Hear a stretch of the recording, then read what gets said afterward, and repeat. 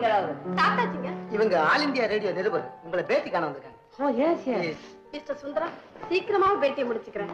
உங்க பொன்னான நேரத்தை வீணாக்க விரும்புறீங்க. அப்படி ஒண்ணும் என் நேரம் சுத்தமான பொருளால ஆனதல்ல, 14 கேரட் தான். Come on proceed. அப்ப ரெடி தானே?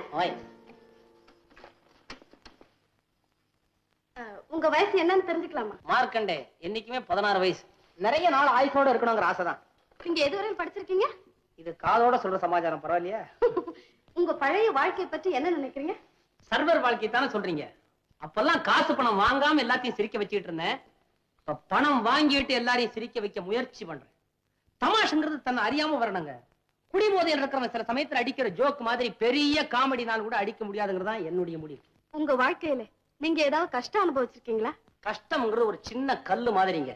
அத கண்ணு கிட்ட வச்சு பார்த்தோம்னா அது உலகத்தையே மறைச்சிடும்.